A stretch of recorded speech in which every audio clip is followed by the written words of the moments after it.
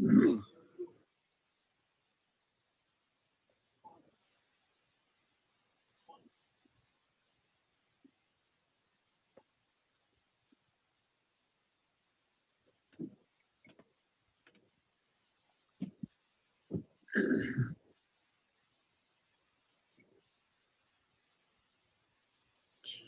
don't know if y'all can Google this or not, or if you care to, but I was over at my son's house night before last Wednesday night. Granddaughter was having a birthday. I've not watched a Major League Baseball game this year, but he had the Braves and the Cubs on while I was over there. The Braves were up 10-0. This reminds you that baseball is a boys' game. The Cubs put their first baseman in to pitch, a left-hander, Rizzo or something like that. I don't remember his name. That's him. He was throwing the ball 43 miles to 55 miles per hour. And these guys couldn't hit him. One grounded out the shortstop. Freddie Freeman, the one name for the Braves that I recognized, he struck Freddie out, and they both were laughing. The pitcher was laughing at him, and Freddie was laughing at him as he was walking back to the dugout. They were just having a fun time. I saw that, and they had two more position players wound up pitching that night too. Oh, did they really? I didn't even know that. Yes. I didn't know that. And position players allowed no runs out of three pitchers. The starting pitchers and the relief pitchers allowed 10 runs. You know, maybe that'll save Major League Baseball, which no longer exists for me, by turning it into a comedy show. Yeah. Well, like I said, I've not watched the game all year until that night. Welcome, everyone, to today's meeting of the Brentwood Rotary Club. I am your humble past president, Sarah Johnson, and I am grateful to be here today. Oh, you guys are fun. So I would like to go ahead and invite Mark McFerrin up to lead us in our invocation. After that, Alan Treadway will be leading us in our pledge and four-way test. Mark? Welcome back, Sarah, right? All right, let's pray together. Father, we pause on this Friday, and we're grateful for a lot of rain again yesterday, but we're grateful for warm sunshine, and we're asking that we have a long spring with low humidity so we can enjoy this time of year here in the South. Thank you for all the blessings that you've given each person you represent here this week. And if we haven't stopped to say thank you forgive us for not doing that, because you've given us a lot of things. And you've got us through a lot of things. And you'll continue. You've been a faithful God in the past. You'll be faithful going forward. We thank you for health and getting through COVID. And we know yet others are still suffering, but yet here we are as a nation still trying to, we're opening up more, it feels like. And yet at our table, we're just talking about how much trauma is going on in the country like India and probably other places. So we want to be a world that, a Rotary group that's connected to the world and aware, not just what's going on in our own community, but internationally. So we pause to lift up fellow Rotarians that are in India that are dealing with COVID in an extreme way today. Thank you, Lord. We can come to you, continue to provide healing and medicines and all the things that is available, so that we can have a life that can serve others. In Christ. Amen. Thanks, Mark. Okay, if you join me in the Pledge of Allegiance, I flag America, the Republic for which it stands, the nation under God, visible, liberty. And now for the four-way test. First, second, third, Will build goodwill and better friendships. fourth, Will it be beneficial to all concerned? and fifth. Thank you so much, Mark and Alan. It is so great to see you all here today. We have a full room, if you guys on Zoom can see us. And it's just wonderful to see that we're all getting back to semi-normal as quickly as we can. I am going to deviate our program just a little bit today and let you guys know that Keely is obviously out of town. Then we went to Betsy, who was the A team, and Betsy is feeling a little under the weather, so keep her in your prayers.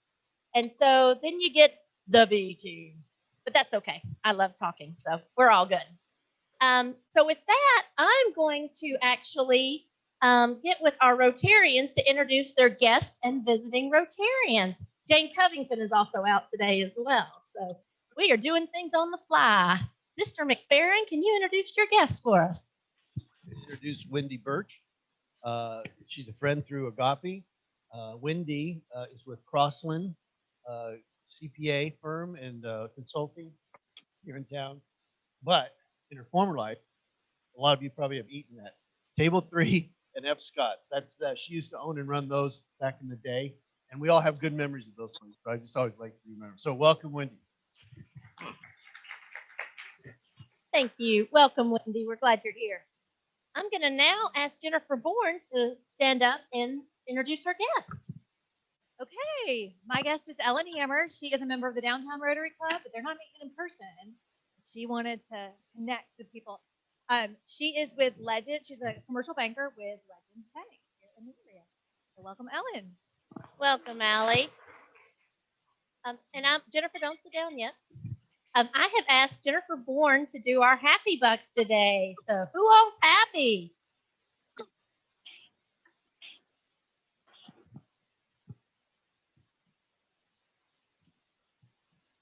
Hey, I'm happy. I'm on Zoom now. I put money in the basket. Okay. I just want to say, I hope y'all saw that the governor's appropriation for in-slavery Tennessee, the $3.5 million was approved. And as of July 1st, probably that week, they'll get that check. So now we'll have a full campus and be able a restorative campus.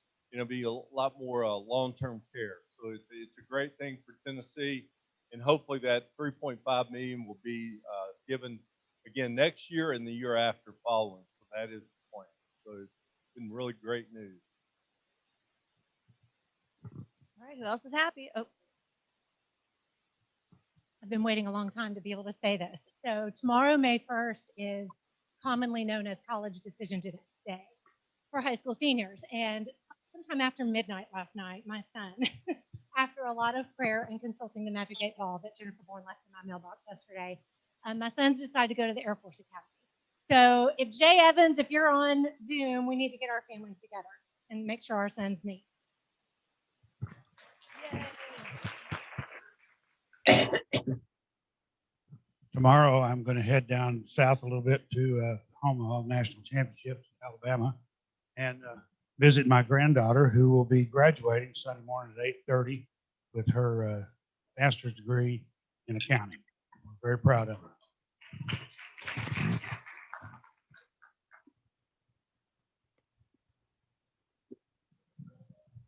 Yeah. So I tell you, my dollar is for the Titans first round draft pick. Yeah, I'm pretty sure. I watch a lot of college football. I've never heard of that guy in my entire life.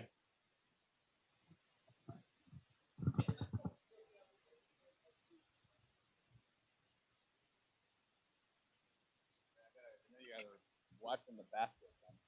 Paying on PayPal. All right, there. Okay.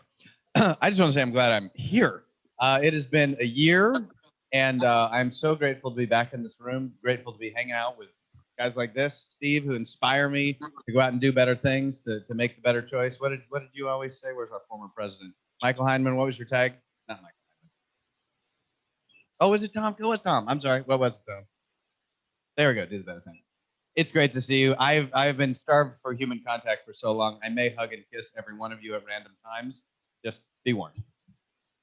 All right, who else is happy? Hey, I'm on Zoom. I'm happy. Do we have any happy bucks online? Yeah, Jason does. Hello? Can you hear me? They can't. Go ahead, Jason. Oh, okay. Yeah, I'm happy. My daughter turns 4 today. And then my wife and I celebrate our 17-year anniversary tomorrow. So excited.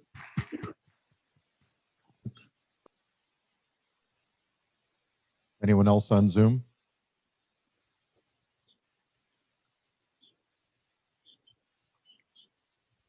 All right then. Thank you, Jennifer, for stepping in. I really appreciate it. I have a quick question for the club before I start going into our announcements. Does anybody have an update on Robert Fiddler that they'd like to share? Robert or Dottie or Mike up there on Zoom? No, I don't. Go ahead, Michael Barrett. No, I've not talked to him in about 3 weeks now. Well, I'd ask you guys to reach out to them, and I'll go ahead and give them a call today as well, so we can report back next week. Also want you to keep in mind Bob Searcy and Larry Faust and Bob Belafonte, as they've been dealing with some health struggles, as well as Dottie and Robert. Bill McCarthy, who's joined us today, sent us an email about Dick Green's wife, Karen. She had surgery and it was successful, and she's home and doing well. So please keep Dick and Karen in your prayers. Also, we're happy to report that Kay has improved significantly, and she wanted to express her sincere appreciation and thanks for all the prayers, the calls, the cards, and emails from many Rotarians. Thanks to her progress, he said that we're free to remove her from the Rotary Reflections, but we'll still keep her in our prayers because everybody needs prayers. All right. To announcements, I wanted to make sure everybody knows that, in case you didn't read Reflections, that June 2nd, we're going to be back in the Martin Center. So yay, it's going to feel like home again. So keep tuned for all of that as well. Alan, I'm telling you ahead of time. That way we'll keep remembering you. Also, don't forget about the banquet on June 24th. We are having a banquet this year. Yay! It'll be at Richland Country Club, and you'll be receiving some information about that in the next couple of weeks. So be on the lookout for that. Also wanted to mention, don't forget your golf sponsorships. We're not quite where we need to be yet, so now's the time to call your old sponsors from years past, and as well as talk to new people about the good of Rotary. So please keep that in mind. With that, that is all the announcements I have for today. I am going to turn it over to Larry Kain, who is going to lead our program and talk about some wonderful organizations. Larry?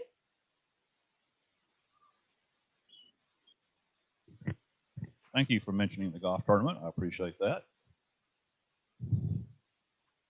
So in addition to our community grants and our major grants, our foundation decided to recognize 5 local organizations who contribute to the ongoing issues that our country is having with food, children, and families. Feeding those in need and providing our families shelter is a needed priority in our country. We are proud to honor these 5 local heroes. Through our foundation, we are awarding each of these recipients today a grant in the amount of $5,000. Yeah, I'll do that. I've asked each of the 5 representatives here today to give us a 5-minute presentation on their respective organizations, bring us up to speed on what they're doing, et cetera. And each of them will be available after the meeting for any questions you might have. So to start us off, I'm inviting Chris Barnhill, who is the Executive Director of Franktown Open Heart Ministry. Chris.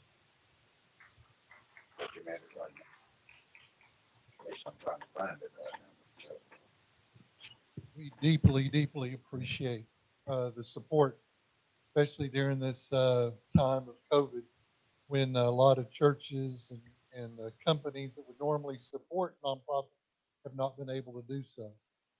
Having y'all step in and help fill the gap is a blessing. So thank you for that. I brought some slides, if we can get them up, that will hopefully keep me on task and make this presentation go a little quicker. But Franktown is a nonprofit, faith-based organization that works with at-risk inner-city kids. School age, first grade through high school, every day after school, all day long during the summer months. And also every other Saturday, usually, we're doing work programming. If you want to keep flying, we're going to go through these quickly. $12,563. That's the average annual income of the family we work with. We have 25 of our families that make less than $10,000 a year. 100% of our kids are on welfare, free reduced lunch programs. 100% of our families rent. All of our children live in a single parent or single adult household. None live in a two-parent home. We have 3 dozen plus of our kids that doesn't even live with any parent. They're living with a grandmother, an aunt, whoever. And that's the environment our kids live in, abject poverty in what is what? The 7th richest county in the nation. Go to school with your kids. They're in Kroger. And we have no idea. What we want to do is expose these kids to educational opportunities and vocational opportunities. We do different programmings with kids, and we'll take them to some of these classes. You go to the next slide. And we'll expose them to 3D printing or robotics or to sewing or culinary arts. And we're going to try this class. Put your back up one. And they'll say, I can't do that. No, you cannot do that yet. You can learn. And then they'll try the automotive class that all of our kids take, just basics on how to maintain and maintenance a car. Oh, I don't know how to do that. No, you don't know how to do it yet. You're smart. You can learn this. What are some of the programs we do? Now we'll fly through these. We have all kinds of technology classes, the computer labs, of course. Remembering now these kids, less than $10,000 a year, they don't own a computer. I had a junior in high school that sat in the computer class, the first one, and was playing with the mouse. Oh, look, it makes a little arrow go on the screen. Oh, look at that. A junior in high school, how are they going to compete? So we teach them computers, 3D printing, robotics, etc. Tutoring, of course, trying to get these kids caught up. In our reading program, especially for the elementary age kids, that's the #1 reason for school dropout. They get further and further behind. 92% of our kids are either at or above grade reading level. What's the big deal? No, for this environment, for these communities, that's a huge deal. Sewing classes, just learning the basics of how to sew and create, etc. Recreation. These kids are kids that need to run and jump and play and be kids, but we do it creative, whether it be boxing, martial arts, horseback riding, teaching the kids at the little course how to play golf. They're thoroughly enjoying it. Culinary arts. These kids need to learn how to prepare their own meals. So we have culinary class and cooking classes every week.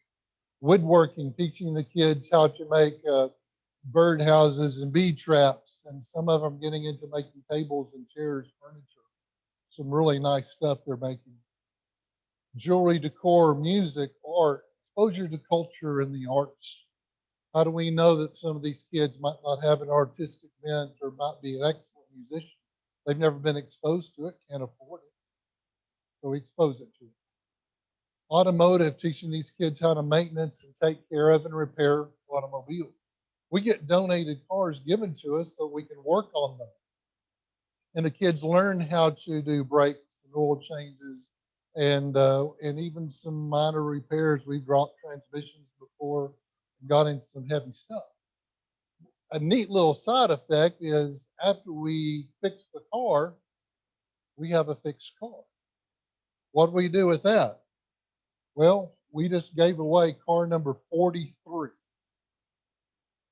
to parents who have kids in our program. I'd love to get off welfare. I'd love to get a job. I don't have transportation. Here's your keys. Outdoors programming, fishing, camping, archery, being outside. Kids absolutely adore it. They've just never been exposed to it before. Outdoors is a very popular program. Of course, we feed the kids every day. They get the free breakfast and lunch at school. We feed them there. We feed normally about 20,000 meals to our kids every year. And we take them on field trips, not just to the circus and the rodeo and local attractions, whether it be whitewater rafting or whatever. But the kids that achieve honor roll a certain number of times, participate in enough community service events, we take them on a rewards trip, whether it be to Washington, D.C., New York City this year, to Chicago to spend a week.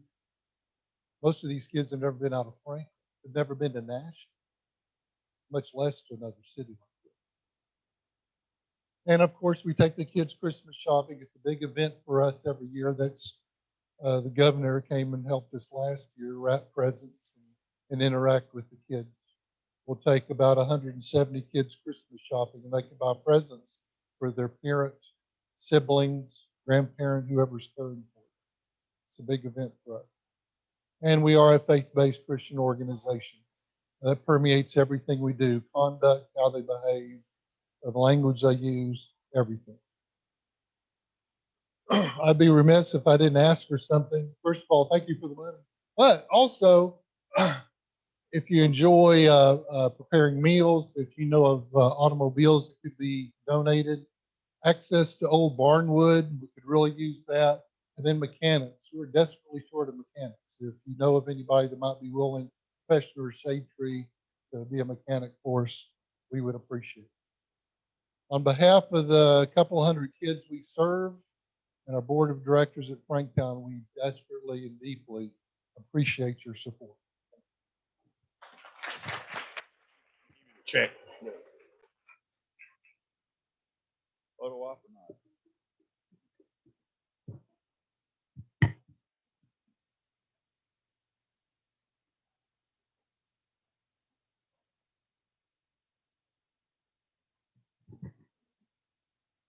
Next, I'm proud to introduce Valencia Breckenridge, who is the CEO of GraceWorks Ministries.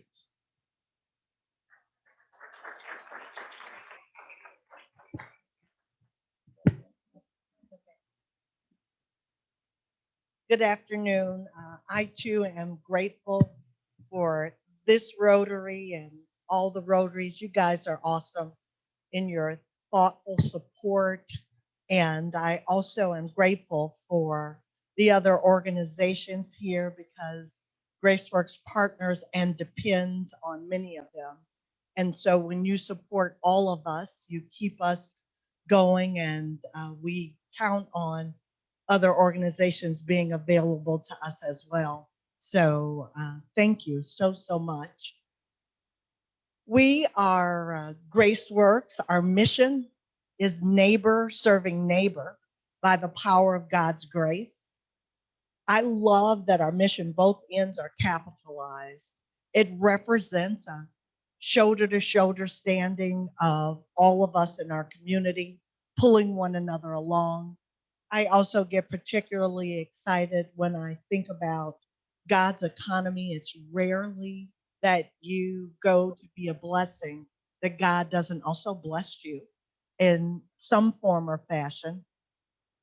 We are extremely dependent upon volunteers to help us with our core programs, which are, we offer rent assistance, utility assistance, we are a food pantry, and we are an award-winning thrift store. I so often wear thrift store items, and today is no exception, that I tend to say, if I happen to be wearing your outfit, I hope that you think I look good in it. I mentioned, right? I mentioned our thrift store, though I don't necessarily count it in our core programs of rent assistance, utility assistance, and our food pantry. But it's an important part of our ministry, and that pre-COVID years, it would bring in about $1 million. So your in-kind donations to our thrift store are significant, and 89% of that goes to our programming to help us pay the rent, utility, and food services that we offer. But also it does double duty. If there is a neighbor in need, our thrift store is able to come alongside them. You know, if we get some newly housed person who was formerly homeless and had nothing, they can come to our thrift store and get, you know, those household items and furniture. We may partner with the organization Bridges, or some organization that ministers to women who are escaping abuse, and maybe they escape that night with the clothes on their back, and that's it.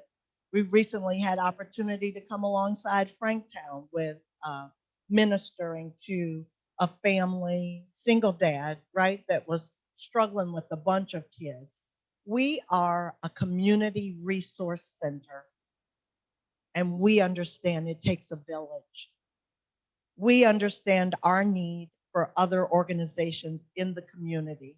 It takes all of us to offer the wraparound services that those in our community need. So I continue to have an immense gratitude for organizations like the Rotary that comes alongside many organizations. We are dependent upon one another, and I love the Rotary philosophy of philanthropy that truly recognizes that. We have, I hope that's not my phone ringing. Go away, whoever you are. Obviously, in COVID times, GraceWorks has been very, very active in coming alongside our neighbors with all of our assistance. The things that we are seeing more now is what we call situational poverty, where people who normally are able to take care of their bills maybe have never had to ask for help before.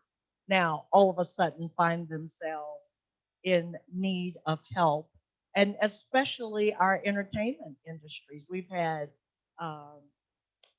managers who usually book groups for different concerts, right? Those Uber drivers who count on the downtown weekend Broadway income to help them make it through. We have seen in last year a 63% increase in the number of people that we serve.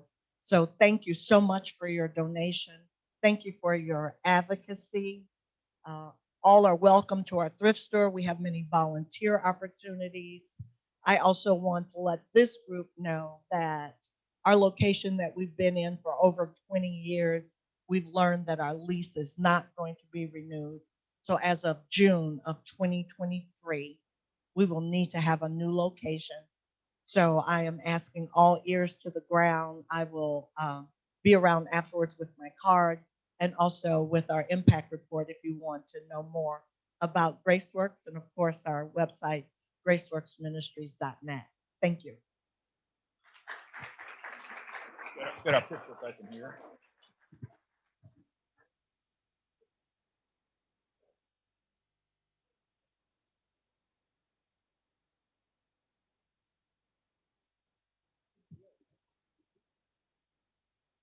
All right. Meals on Wheels Franklin, Jamie Davenport, Program Director. Jamie, come on up.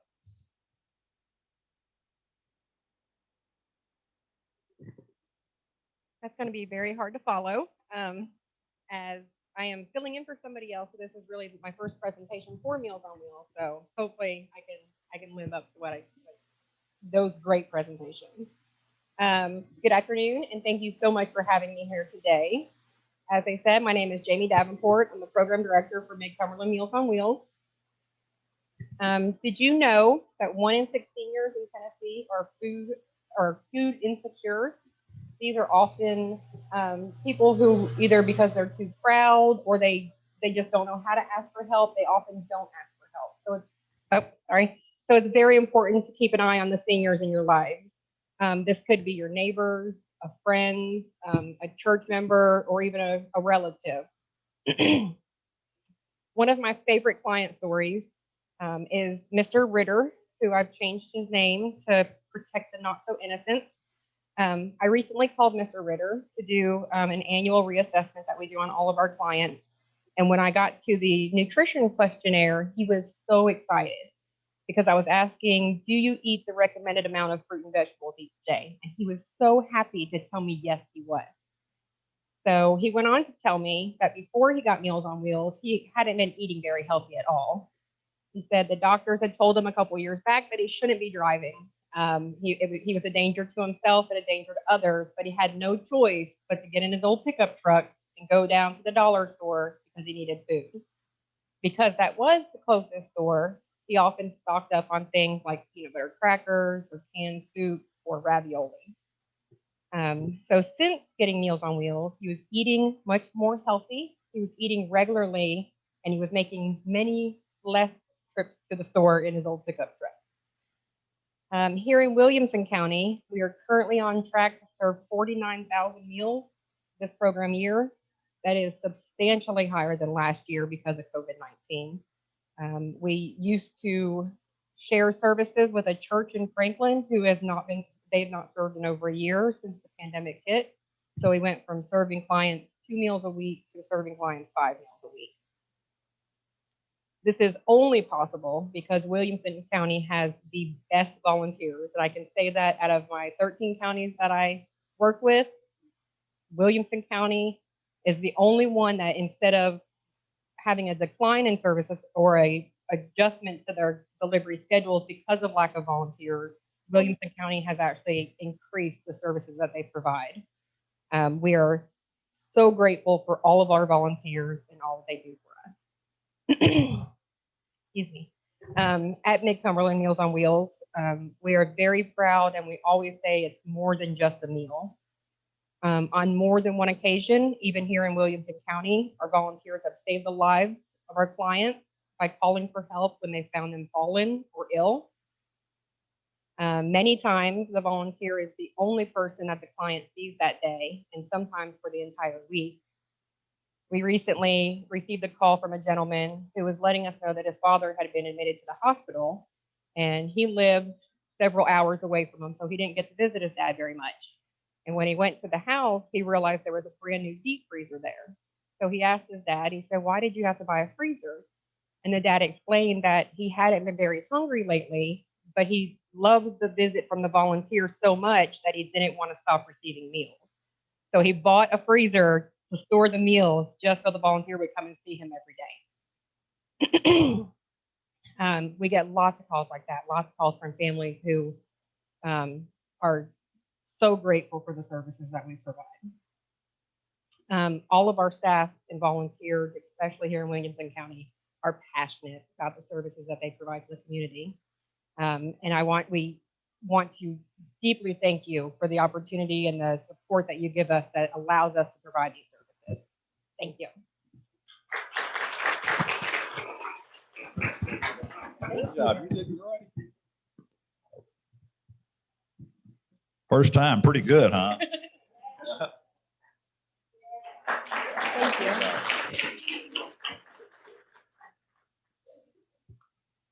Next speaker will be Emily Rattle, who is the Volunteer and Community Relations Manager for the Safe Haven Family Shelter. Emily?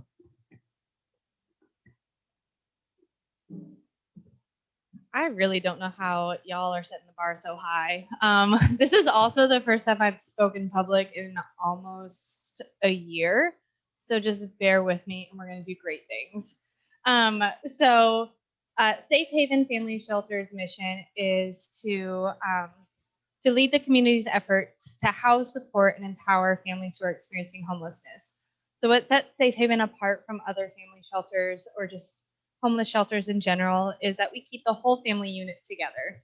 So meaning if it is a single parent, it is dual parents, multi-generational, doesn't really make that doesn't make a difference for us. As long as you are an adult over the age of 18 with at least one child under the age of 18 in your custody, we're able to provide you services.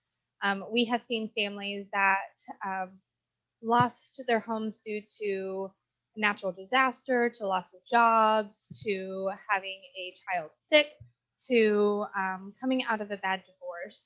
We have seen lawyers, doctors, or even generational families who are experiencing homelessness. And so through that, we have an employment navigator that helps our families find employment because you got to pay the rent somehow. We have an amazing housing staff. We have 5 people that are on the ground making connections with local landlords for single parent, dual parent housing situations. So that could be a single family home, that could be a duplex, triplex, quadplex, apartment complex, you name it. We have families living from West Nashville to South Nashville to North Nashville to even out in Cookeville. And so they are all over the place. There are some times where I am shopping and I see a family and I say, gotta go, just to keep the integrity of the family. And it's fascinating to me over the 6 years that I worked at Safe Haven, just the diversity of families that are in there. And as COVID hit, we wanted to keep that idea of keeping your family and the decisions of your family on the family. And so Safe Haven has 10 family rooms, and each family room has a double bed for the adults, bunk beds, a private bathroom with tub, shower, sink, toilet. And as COVID hit, we realized that's 30 to 40 people that are just residents. Plus you have staff that run from 25 to 30, depending on who's in the office, and several volunteers that are coming through that door every single day. The way that Safe Haven functions is it's trauma-informed care. So we don't go through anyone's bags. The way that we talk to our families is very different.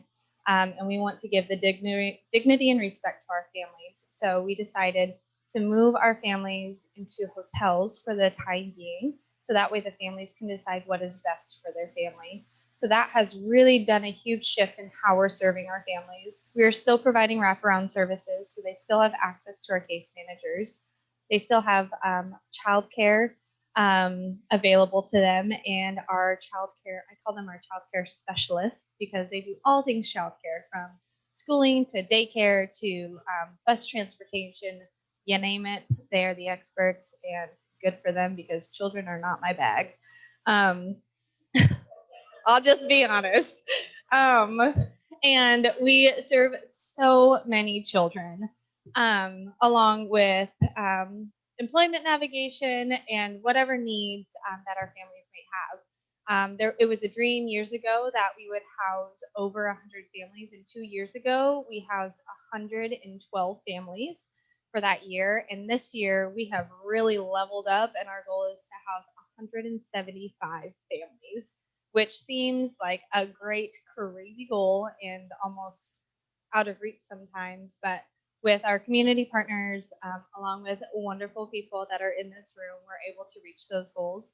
And I don't know how we're doing it, but honestly, we wouldn't be able to do it without community partners like you guys. So thank you so much.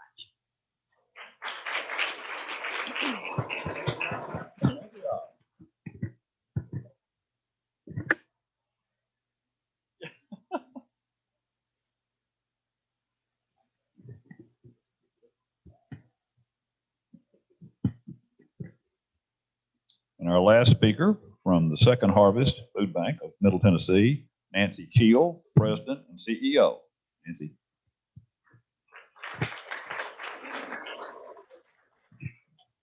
If you don't mind, I will correct you. It is Kyle. It's German, so you say it like it looks, but it is Kyle, Nancy Kyle.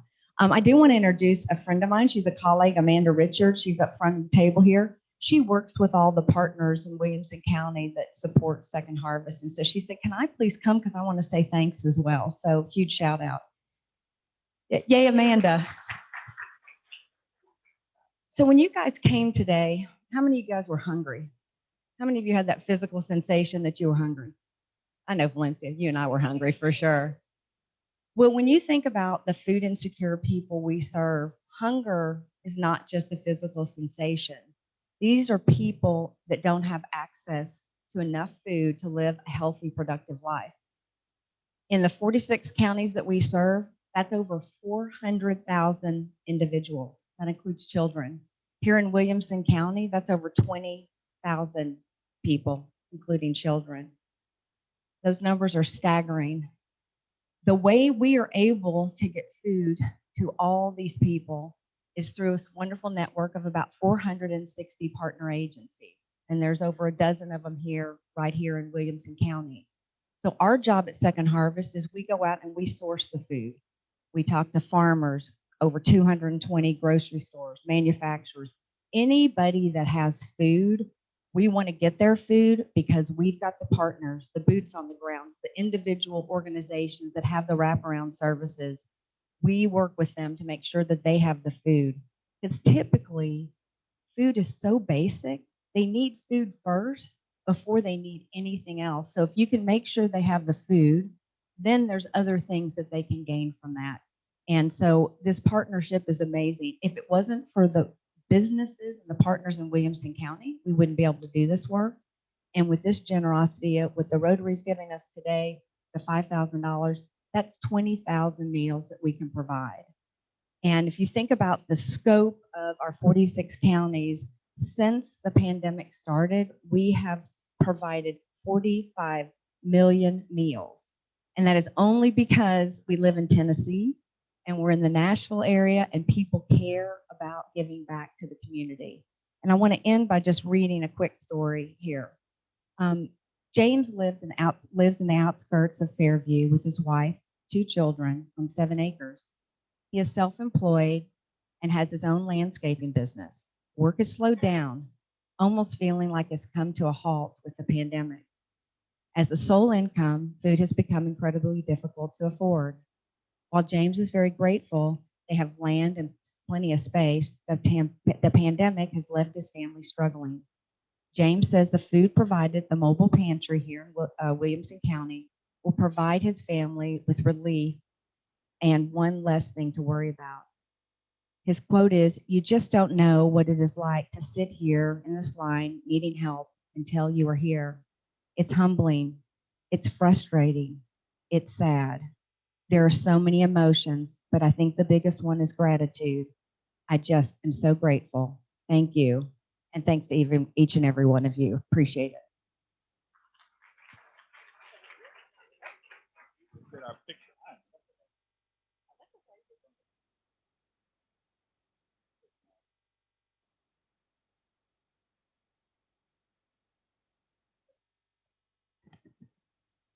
Well, how powerful was that?